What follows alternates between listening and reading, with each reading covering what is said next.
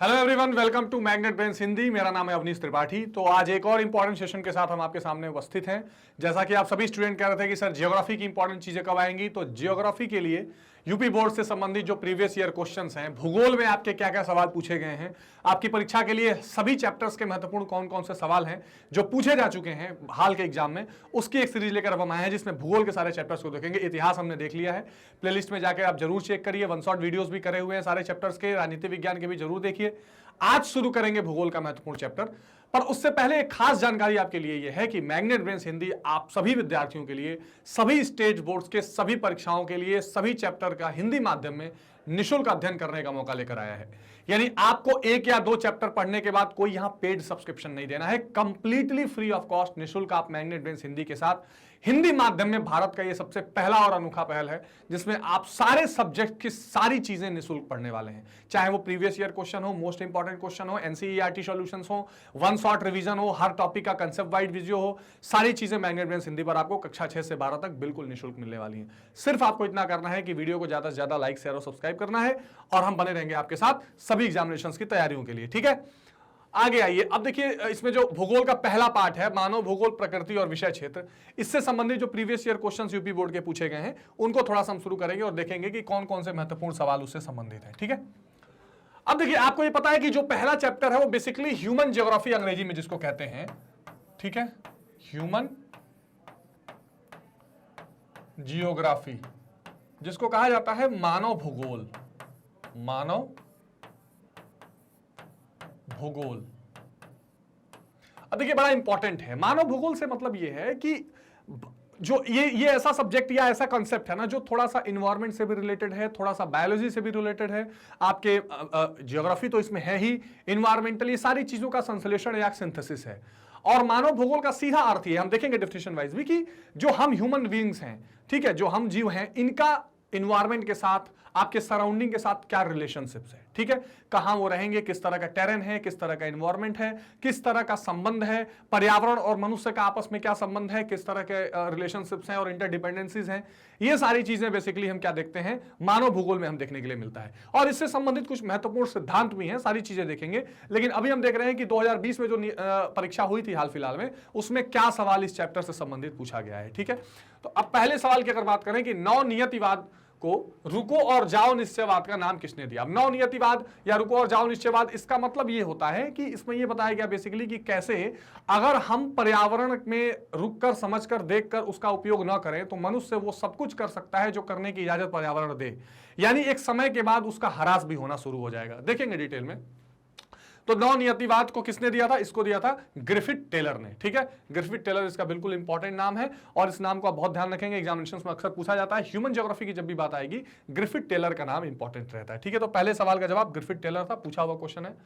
नवनियतिवाद का प्रतिपादन, लगभग उसी तरह का सवाल फिर 2020 यूपी बोर्ड, और ये सवाल, इसका सही जवाब क्या हो जाएगा, ग्रिफिथ टेलर। ठीक है, अलग अलग वर्ड्स में पूछा जा सकता है।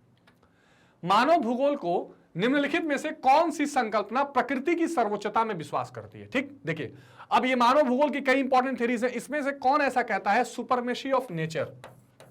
ठीक है, सुपरमेसी ऑफ नेचर मतलब ये हो गया कि प्रकृति की सर्वोच्चता। तो इसमें एक है पर्यावरणीय निश्चयवाद, एक है संभववाद, एक है नौ निश्चयवाद और एक है प्रत्यक्षवाद। तो इसका सही जवाब क्या हो जाएगा, पर्यावरणीय निश्चयवाद। ये क्या करता है, प्रकृति की सर्वोच्चता पर बल देता है। जैसा मैंने आपको बताया कि जो नेचर और एनवायरनमेंट का कंसेप्ट है ये मानव भूगोल से जुड़ा हुआ है ना। तो इसमें जो प्रकृति की निश्चयवाद या प्रकृति की जो सर्वोच्चता है, इस पर बल देने की बात कौन करता है, पर्यावरणीय निश्चयवाद करता है। ठीक है, महत्वपूर्ण सवाल है, आगे देखते हैं। मानव भूगोल को परिभाषित कीजिए, बहुत इंपॉर्टेंट है। ठीक है, तो मानव भूगोल वह विज्ञान है जिसमें मनुष्य और उसके भौतिक पर्यावरण के मध्य संबंधों का अध्ययन किया जाता है। मतलब आप क्या कह सकते हैं, इसको अंग्रेजी में भी अगर देखना चाहें, कई बार बच्चे कहते हैं सर थोड़ा सा अंग्रेजी भी बता दिया करिए, जरूर बता देंगे। तो बेसिकली क्या है, रिलेशनशिप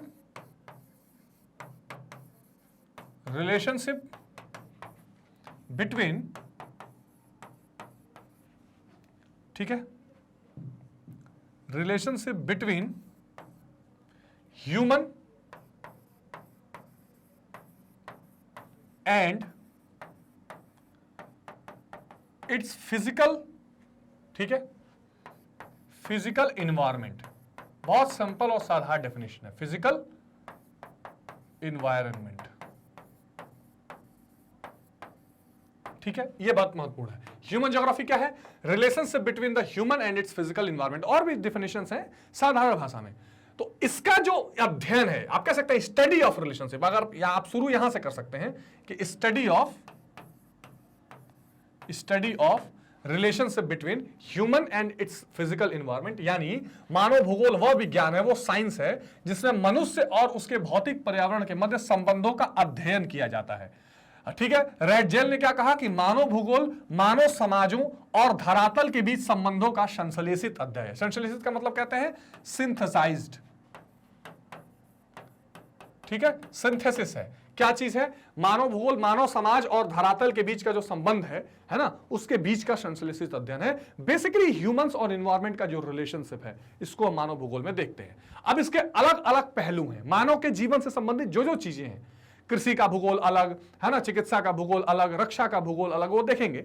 तो ये सारी चीजें मानव भूगोल में आती हैं, ह्यूमन ज्योग्राफी में आती हैं। इसमें आर्थिक पक्ष भी जुड़ता है, इसमें सामाजिक पक्ष भी जुड़ता है, इसमें सांस्कृतिक पक्ष भी जुड़ता है। ये सारी चीजें इसमें जुड़ती हैं ह्यूमन ज्योग्राफी में। ठीक है, चलिए, ये इंपॉर्टेंट है, आगे देखेंगे और महत्वपूर्ण सवालों में। अगला प्रश्न है कि मानव भूगोल के कुछ उप क्षेत्रों का नाम बताइए। ठीक है, सब एरियाज कौन कौन से हैं? जैसा अभी हमने चर्चा किया कि जो पूरा ह्यूमन ज्योग्राफी है वो अपने आप में टोटलिटी में, इन टोटल, और इसमें क्या क्या पार्ट बन सकते हैं। तो एक होता है व्यवहारवादी भूगोल, ठीक है। दूसरा क्या होता है? सामाजिक कल्याण का भूगोल, ठीक है ना, सोशल वेलफेयर। अवकाश का भूगोल, सांस्कृतिक भूगोल, लिंग भूगोल, ऐतिहासिक भूगोल। जाहिर सी बात है, आप इतिहास पढ़ते हैं, देखते हैं कि भाई भारत विभाजन से पहले जो है पंजाब का राजधानी लाहौर हुआ करती थी, तो लाहौर तक का भूगोल क्या है, या फ्रेंच रेवोल्यूशन यहां हुआ तो वहां का भूगोल क्या है। तो ऐतिहासिक भूगोल भी है, लिंग का भूगोल भी है, सांस्कृतिक भूगोल है, सामाजिक कल्याण का भूगोल है। अब सामाजिक कल्याण का भूगोल, जैसे मान लीजिए कोई सोशल वेलफेयर स्कीम चल रही है, उसका डिवीजन किस किस क्षेत्रों में करना है, कहां विकास की आवश्यकता है। तो ये सारी चीजें मानव भूगोल के क्या है? उपक्षेत्र है। चिकित्सा का भूगोल, निर्वाचन भूगोल, जाहिर सी बात है निर्वाचन का भी तो भूगोल होता है। आप देखने हो एक शब्द का इस्तेमाल होता है परिसीमन, ठीक है, इसको कहते हैं कंसोलिडेशन कॉन्स्टिट्यूएंसीज का। अब उसमें क्या होता है? उसमें अलग अलग निर्वाचन क्षेत्र बांटे जाते हैं। तो इन निर्वाचन क्षेत्रों का क्या होता है? ये निर्वाचन भूगोल है, ठीक है। सैन्य भूगोल, संसाधन भूगोल, कृषि भूगोल, उद्योग भूगोल, नहीं इसको डिलिमिटेशन कहते हैं, माफ कीजिए, डिलिमिटेशन। कंसोलिडेशन तो चकबंदी को कहते हैं, डिलिमिटेशन। सैन्य भूगोल, संसाधन भूगोल, कृषि भूगोल, उद्योग भूगोल, विपणन यानी मार्केट, ये सारे देखिए, मैं जानबूझ के स्लाइड पे इसलिए रुक रहा हूं क्योंकि आपको ये इंपॉर्टेंट है ये जानना कि कौन कौन से पहलू भूगोल मानव भूगोल के अंदर हैं। पर्यटन भूगोल, टूरिज्म के लिए आपको पता है भाई, आप कहा, मान लीजिए आपको कह रहे हैं कि आपको जाना है मलाया, आपको जाना है मालदीव्स, ठीक है, तो जहां भी आपको जाना है वहां के भूगोल, वहां की ज्योग्राफी इंपॉर्टेंट है। अंतरराष्ट्रीय व्यापार का भूगोल, जाहिर सी बात है कहां कहां ट्रेड करना है, कैसे करना है, ट्रेड के रूट्स क्या होंगे। जैसे एग्जांपल आपने पढ़ा होगा, पहले केप ऑफ गुड होप्स को अफ्रीका को क्रॉस करके जाते थे, फिर 1869 में सुएज कैनाल बनाया गया। समझाने का मतलब यह है कि जो जो जरूरतें मानव की हैं, जो जो चीजें और पहलुएं मानव से जुड़ी हुई हैं, उनसे संबंधित ज्योग्राफी या भूगोल भी पाया जाता है। यह महत्वपूर्ण बात है जिसे आपको ध्यान में रखना है। ठीक है जी, आगे देखते हैं। मानव भूगोल के विषय क्षेत्र को समझाइए। मानव भूगोल के विषय क्षेत्र पर टिप्पणी कीजिए। विषय क्षेत्र मतलब इसका कहां कहां तक एरिया फैला हुआ है, कौन कौन से जगहों में इसका हस्तक्षेप है, कौन कौन से जगह इंक्लूडेड है। तो मानव भूगोल का विषय क्षेत्र, मानव भूगोल भूगोल की प्रमुख शाखा है। इसके अध्ययन का केंद्र बिंदु मानव और पर्यावरण, ये बहुत इंपॉर्टेंट है। ह्यूमन यानी मानव और इन्वायरमेंट, ये दो चीजें महत्वपूर्ण है। अब देखिए, यही मानव अगर बाजार में होगा तो बाजार का वो पर्यावरण बन जाएगा, बाजार भूगोल, विपणन हो जाए। यही मानव चिकित्सा के लिए होगा तो हॉस्पिटल का जो इन्वायरमेंट होगा वो उसके लिए चिकित्सा हो जाएगा। यही मानव घूमने जाएगा तो जहां घूम रहा होगा वो जो है पर्यटन भूगोल हो जाएगा। तो कहने का मतलब है मानव और भूगोल का जो पारस्परिक संबंध होगा, पर्यावरण का जो पारस्परिक संबंध होगा, इसी पर आधारित है। विख्यात अमेरिकी विद्वान एल्सवर्थ इटिंगटन ने मानव भूगोल के अध्ययन क्षेत्र को दो भाग में बांटा, एक भौतिक दशाएं, एक मानवीय अभिव्यंजना। तो आप कह सकते हैं कि ये टेंजिबल और इंटेंजिबल, मैंने जिस एक भौतिक जो दिखाई पड़ रही है जो फिजिकल है, और एक मानवीय अभिव्यंजना है यानी जो आप कह सकते हैं इमोशनल फीलिंग को लिए हुए। तो ये मानव भूगोल के विषय क्षेत्र में डिवीजन किया गया है। ये पूछे गए सवाल है, डिटेल में भी हम करेंगे इनको।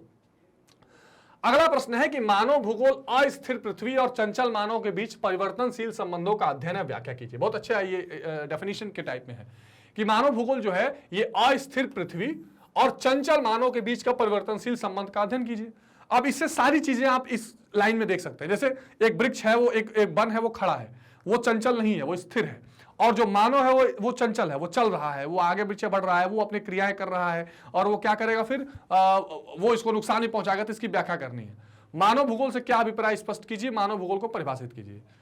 तो मानव भूगोल में मानव जनित सामाजिक और सांस्कृतिक पर्यावरण के पारस्परिक संबंधों का अध्ययन क्षेत्रीय आधार पर किया जाता है, क्योंकि क्षेत्र या प्रदेशों में विभिन्नता पाई जाती है, जिसके लिए प्रकृति और मानव मस्तिष्क की चंचलता उत्तरदायी है। देखिए, बहुत इंपॉर्टेंट बात है कि मानव भूगोल में मानव जनित सामाजिक और सांस्कृतिक पर्यावरण के पारस्परिक संबंधों का अध्ययन क्षेत्रीय आधार पर किया जाता है कि मानव के जो सामाजिक और सांस्कृतिक पर्यावरण है, इसमें क्या मानव के साथ उसका संबंध बन रहा है, क्योंकि क्षेत्र या प्रदेशों में विभिन्नता पाई जाती है। जाहिर सी बात है, ये अध्ययन किया जाता है कि भाई जैसे मान लीजिए उत्तर प्रदेश में कोई व्यक्ति है तो वहां के सामाजिक सांस्कृतिक उसका क्या संबंध है, कोई मध्य प्रदेश में है तो क्या संबंध है, कर्नाटक में है तो क्या संबंध है, क्योंकि विविधता, डाइवर्सिटी पाई जा रही है।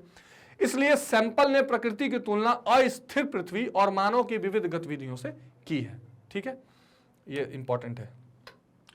रज्जल ने कहा है कि मानव भूगोल मानव समाज और धरातल के बीच संबंधों का संश्लेषित अध्ययन है। ऐसे ही विचार रेटजेल की शिष्या एलन सी सैंपल ने भी प्रकट करते हुए मानव भूगोल को इस प्रकार परिभाषित किया है कि मानव भूगोल अस्थिर पृथ्वी और क्रियाशील मानव के बीच परिवर्तनशील संबंधों का अध्ययन है। अतः मानव भूगोल पृथ्वी और मानव के अंतर संबंधों की व्याख्या करने वाला विज्ञान है। ठीक है, यह महत्वपूर्ण बात है।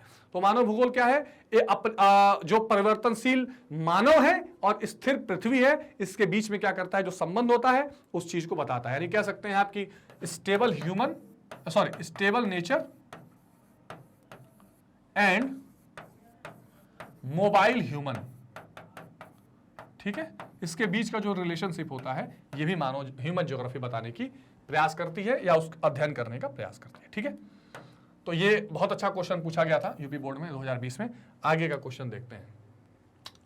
प्रकृति के मानवीकरण पर टिप्पणी कीजिए। ठीक है, पर्सोनिफिकेशन ऑफ नेचर इसको अंग्रेजी में कहते हैं। क्या कहते हैं? Personification of nature. ठीक है जी, पर्सोनिफिकेशन ऑफ नेचर। प्रकृति के मानवीकरण की संकल्पना क्या है? अब देखिए, प्रकृति के मानवीकरण से क्या अर्थ है? मानव क्रियाओं की छाप प्रत्येक स्थान पर देखी जा सकती है। उच्च स्थान जैसे पर्वतों तथा समतल क्षेत्रों जैसे मैदानों में स्वास्थ्य केंद्र, विशाल नगरीय विस्तार, चारागाह, उद्यान आदि देखे जा सकते हैं। तटीय भागों में बंदरगाह, महासागरीय मार्ग, अंतरिक्ष उपग्रह आदि, ये सभी मानव क्रियाएं हैं। प्रकृति अवसर प्रदान करती है और मनुष्य इसका लाभ उठाता है। इस प्रकार प्रकृति धीरे धीरे मानवकृत हो जाती है और मानव छाप उस पर पड़नी आरंभ हो जाती है। देखिए, इंपॉर्टेंट बात है। होता क्या है कि जैसे मान लीजिए प्रकृति का समुद्र है, ठीक, समुद्र के पास पूरा बंदरगाह बन गया। प्रकृति के अंतरिक्ष है, आपने वहां उपग्रह बना लिए। प्रकृति की जमीन है, कारखाने बना लिए। तो प्रकृति एक जगह पर मौजूद थी, स्थिर है। वहां पर मानव ने अपनी क्रियाओं से क्या कर दिया, उसको मानवकृत बना दिया, है ना। जैसे मान लीजिए कि अब ये आप देख रहे हैं, ये एक स्लेट है, ये व्हाइट बोर्ड एक आप देख रहे हैं, ठीक है। यहां पर व्हाइट बोर्ड बना हुआ है। अब इस व्हाइट बोर्ड को, ये मान लीजिए नेचर है, अब मैं यहां कैसे लिख दूं, ठीक है, ये मैंने लिख दिया। तो मैंने क्या किया, ये बोर्ड क्या हो गया, ये मानवकृत हो गया। मानवकृत का मतलब ये अपने आप में नेचुरल था, इस पर चीजें बनाकर मानवकृत कर दी गई हैं। बस वही बात है प्रकृति का मानवीकरण। यानी जो भी अवेलेबल रिसोर्सेज हैं, उन अवेलेबल रिसोर्सेज पर ह्यूमन एक्टिविटीज या ह्यूमन क्रियाओं के जरिए क्या कर दिया गया है, उसको मानवकृत कर दिया गया है। ठीक है, महत्वपूर्ण बात है जिसको आप ध्यान रखेंगे। मानव के प्राकृतिकरण की व्याख्या कीजिए। देखिए, प्रकृति के मानवीकरण और मानव के प्रकृतिकरण दोनों इंपॉर्टेंट है ना। मानव के प्रकृति यानी नेचुरलाइजेशन ऑफ ह्यूमंस, ठीक है, नेचुरलाइजेशन ऑफ ह्यूमंस, ठीक है।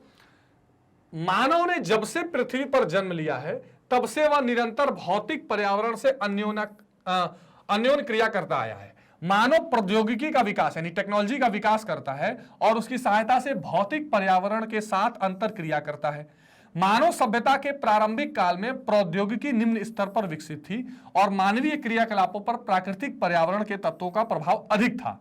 प्राकृतिक शक्तियां मानवीय क्रियाओं का मार्गदर्शन करती थी, मानव प्रकृति की सुनता और उसकी आज्ञा का पालन करता था। यह होता है मानव का प्रकृतिकरण। मतलब यह है कि जब मानव प्रकृति के अनुरूप काम करेगा, जब मानव प्रकृति के नियम कानूनों के हिसाब से काम करेगा, तो मानव का प्रकृतिकरण होगा। जैसे रात बनाई गई है सोने के लिए, दिन बनाया गया है जगने के लिए। अब अगर आप सुबह दिन उगने से पहले उठ जाते हैं, रात को सोते हैं, तो आपका क्या है? प्रकृतिकरण है। लेकिन अब आप क्या करें? रात भर जागें, दिन भर सोएं, तो ये क्या हो गया? ये प्रकृति का मानवीकरण हो जाएगा एक तरह से, है ना? या मतलब मानव का प्रकृतिकरण ये नहीं कहलाएगा। तो जब प्रकृति की प्रौद्योगिकी जब कम थी, टेक्नोलॉजी जब कम था, तो अब मान लीजिए पहले किसी जमाने में स्ट्रीट लाइट नहीं हुआ करती थी और किसी गाड़ी में लाइट नहीं होती थी, तो रात होने के बाद संभावित बात है सब चुपचाप जहां होते थे पड़ जाते थे, सो जाते थे, अंधेरा हो गया। आज हमने रातों को क्या कर दिया? उजाला बना दिया, रातों में लाइटें लगा दी, तो प्रकृति का मानवीकरण, मानव का प्रकृतिकरण नहीं हो रहा है ना। तो जब क्या होता है, अगर आप इसको एक समराइज वे में लिखना चाहें तो कैसे लिख सकते हैं? एक है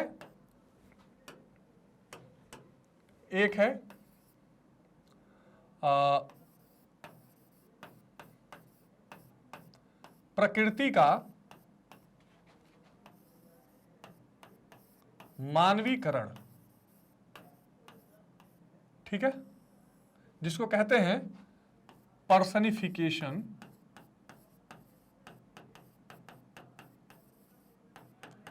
पर्सनिफिकेशन ऑफ नेचर। ठीक, एक है।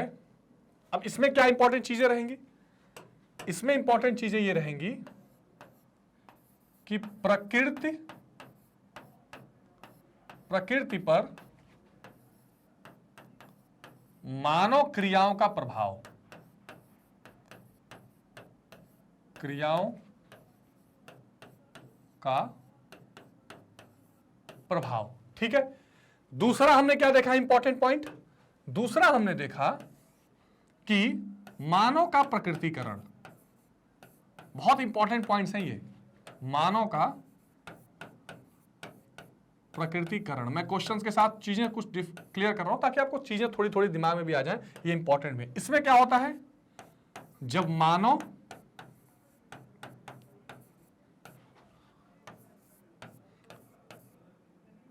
ठीक है प्रौद्योगिकी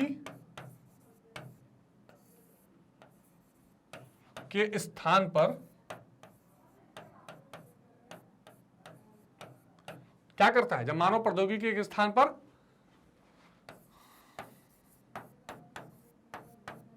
प्रकृति के बल से चलता है,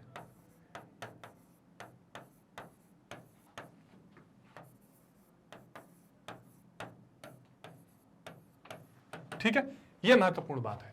प्रकृति का मानवीकरण यानी पर्सोनिफिकेशन ऑफ नेचर, मानव का प्रकृतिकरण यानी कि नेचुरलाइजेशन ऑफ ह्यूमन। आप इसको क्या लिख सकते हैं? Naturalisation of humans, naturalisation of human, ठीक है। यह बहुत महत्वपूर्ण है, इसका आप ध्यान रखेंगे, यह इंपॉर्टेंट कंसेप्ट आपके ज्योग्राफी के लिए है, ठीक है। चलिए, तो यह मानव के प्रकृतिकरण की व्याख्या थी। मानव प्रकृति की प्रचंडता से उसी में आगे, मानव प्रकृति की प्रचंडता से भयभीत होता है और उसकी पूजा करता था। इस तरह आदि मानव लगभग पूर्णतया प्राकृतिक पर्यावरण की शक्तियों द्वारा नियंत्रित था, है ना। यानी जब मानव ही प्रकृति के शक्तियों से नियंत्रित होगा तो यह मानवीकरण होगा, प्रकृतिकरण होगा मानव का।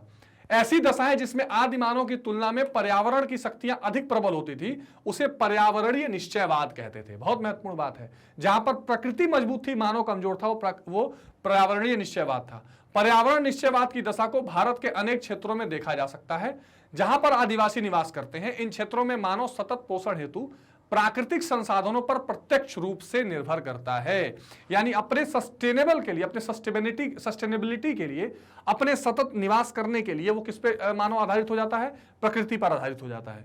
ऐसे समाज में पर्यावरण माता प्रकृति का रूप धारण करता है। वह दशा जिसमें मानव पर प्रकृति का अत्यधिक प्रभाव पड़ता है मानव का प्राकृतिकरण कहलाती है। ये इंपॉर्टेंट लाइन है, मानव पर प्रकृति का अत्यधिक प्रभाव, ये इंपॉर्टेंट है। तो जब मानव पर प्रकृति का अत्यधिक प्रभाव पड़ता है तो उसे मानवीकरण, प्रकृतिकरण कहते हैं, ठीक है, मानव का प्रकृतिकरण। ध्यान इंपॉर्टेंट रखिएगा, इंपॉर्टेंट कंसेप्ट है। अब थोड़ा सा लॉन्ग क्वेश्चन जो पूछा गया है, देखिए यूपी बोर्ड 2020 में क्या है, मानव भूगोल को परिभाषित करते हुए इसकी प्रकृति को समझाइए कि मानव भूगोल क्या है और किस इसका नेचर क्या है। तो विद्वानों द्वारा मानव भूगोल को निम्नलिखित रूप में परिभाषित किया गया है। फ्रेडरिक रेडजेल ने क्या कहा कि मानव भूगोल मानव समाजों और धरातल के बीच संबंधों का संश्लेषित अध्ययन है। ठीक है, क्या है? एक तरह का सिंथेसिस स्टडी है किसके बीच में? मानव समाज और धरातल के बीच। कू एलन चर्चिल सैंपल के अनुसार मानव भूगोल अस्थिर पृथ्वी और क्रियाशील मानव के बीच परिवर्तनशील संबंधों का अध्ययन है। ठीक है, तो स्थिर प्रकृति है और चंचल मानव है, इसके बीच जो चेंज होते हुए संबंध है, ये इस अध्ययन को ही हम मानव भूगोल कहते हैं। इंपॉर्टेंट डेफिनेशन है। पॉल विडॉल डी ला ब्लास के अनुसार हमारी पृथ्वी को नियंत्रित करने वाले भौतिक नियमों तथा इस पर रहने वाले जीवों के मध्य संबंधों के अधिक संश्लेषित ज्ञान से उत्पन्न संकल्पना को मानव भूगोल कहते हैं। बहुत इंपॉर्टेंट है कि जो भाई जो फिजिकल रूल्स प्रकृति के हैं और जो मानव है, इसके बीच का जो संबंध है, इसका अगर सिंथेसिस करें, संश्लेषण निकालें, मिक्स करें, तो जो संकल्पना या जो चीज निकल के आती है वो मानव भूगोल है। उपयुक्त परिभाषाओं के अनुसार मानव भूगोल में यह अध्ययन किया जाता है कि भिन्न भिन्न भौतिक दशाओं में मनुष्य का प्रत्युत्तर में कैसा होता है। जैसे मान लीजिए कि अगर बहुत ठंडी है, ठीक है ना, तो ठंड में मनुष्य इस दशा में कैसा रिस्पॉन्स करेगा, वो वहां पर कैसे भवन बनाएगा, कैसे जीवन यापन करेगा, गर्मी में क्या करेगा, ऐसा देखा जाता है। वह किस प्रकार प्रकृति से समायोजन या संघर्ष करके अपनी आवश्यकताओं को पूरा करता है। ठीक है ना, जैसे अगर सियाचिन में आप चले जाइए तो -50 डिग्री भी अगर तापमान हो जाता है तो कैसे आप एडजस्ट करते हैं, समायोजन यानी एडजस्टमेंट कैसे करते हैं, इस चीज का ध्यान रखा जाता है। इसके लिए उपयोग और अपने लिए उपयोगी बनाता है, उसमें एडजस्ट करके ये देखा जाता है। ठीक है, तो ये महत्वपूर्ण सवाल इस चैप्टर से पूछे गए हैं जो आपको अपनी परीक्षा की दृष्टि से बेहद जरूरी रूप से याद रखने हैं, ध्यान रखना है, ताकि आप आगे अच्छा एग्जामिनेशन में कर सकें। भूगोल के सारे चैप्टर्स का हम पीवाईक्यू करेंगे और उसके साथ साथ जो जरूरी चीजें, इंपॉर्टेंट चीजें आने वाली हैं वो भी हम आपको बताते रहेंगे। तो यूपी बोर्ड के स्टूडेंट्स आप पढ़ते रहिए मन लगा के, बाकी स्टूडेंट्स भी पढ़ते रहिए, जो भी जरूरी चीजें होंगी हम आपको बताते रहेंगे और आपके परीक्षा की दृष्टि से, क्योंकि मैग्नेट ब्रेन हिंदी पर 6 से 12 तक के लिए बिल्कुल निःशुल्क शिक्षा मिल रही है। आप किसी स्टेट बोर्ड से हो, Rajasthan board, UP board, Haryana board, Chhattisgarh board, Madhya Pradesh board, Bihar board, कोई बोर्ड छूट रहा हो तो देख लीजिए, सभी बोर्ड्स का हम क्या कर रहे हैं, फ्री एजुकेशन दे रहे हैं आपको, कहीं कोई पेड सब्सक्रिप्शन ले लेना है। सिर्फ आपको इतना करना है कि आपको लाइक, शेयर और सब्सक्राइब करना है ताकि अधिक से अधिक वीडियोस लोगों तक पहुंच सके। ठीक है, तो अपना बहुत ध्यान रखिए, मिलेंगे अगली वीडियोस में, तब तक टेक केयर, गुड बाय।